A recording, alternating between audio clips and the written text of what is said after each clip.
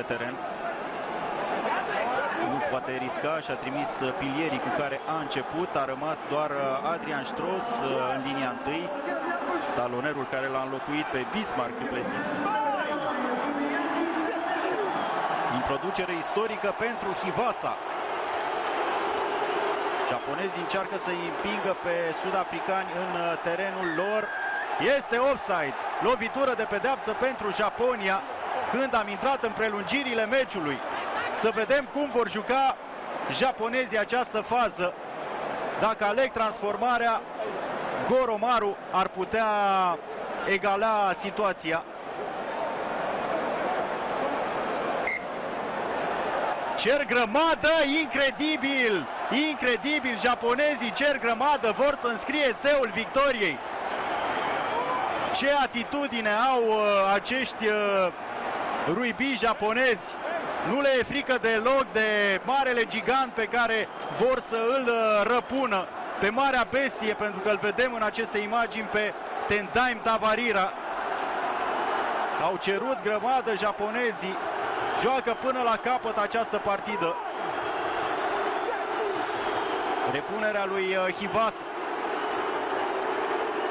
Introdus Hivasa, nu reușesc japonezii să-i împingă.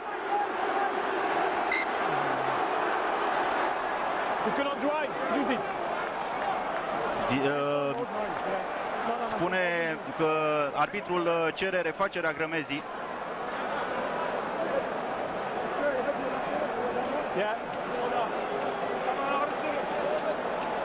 Suntem în prelungirile meciului. Dacă japonezii vor reuși eseu, vor obține abia a doua victorie la Cupa Mondială. Prima a fost împotriva statului Zimbabwe, aproape de Africa de Sud.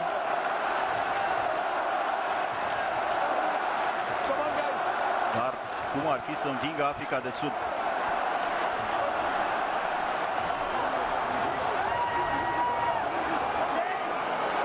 A treia repunere în minutele de prelungire ale lui Atsushi Hivasa.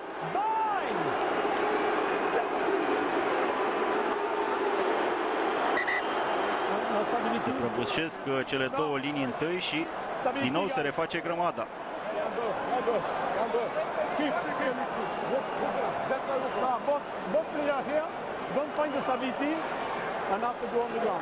Vorbește mult cu oamenii din cele două linii întâi. Iată și pe suporterii japonezi, aproape să plângă de emoție.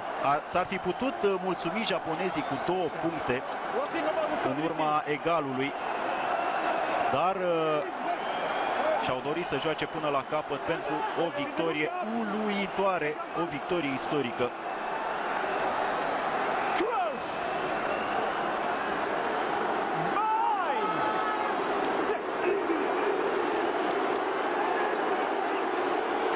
Introduce Hivasa. Posesie pentru Japonia. Destabilizați în grămadă japonezii. Lici, capitanul, pătrunde. Japonezii sunt la 5 metri de terenul de țintă al sud-africanilor. Al 4-lea minut de prelungire. Se va juca până se va termina faza.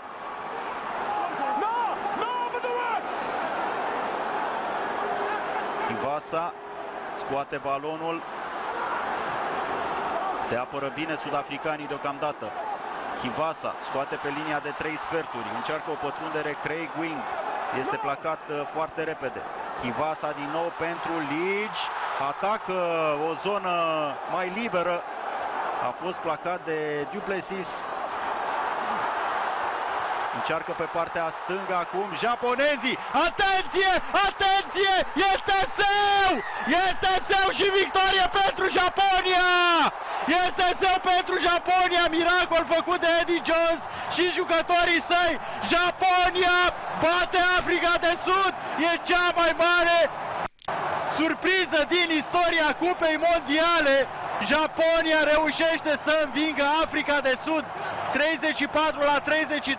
și vor mai avea și transformarea. Nu le vine să creadă sud-africanilor. Japonia bate Africa de Sud, dubla campioană mondială. Japonia cu o singură victorie până acum în 9 participări la Cupa Mondială în 1991. Detonează bomba, e cea mai mare surpriză, cea mai mare victorie din istoria Cupei Mondiale. Plâng jucătorii japonezi, emoția este foarte mare.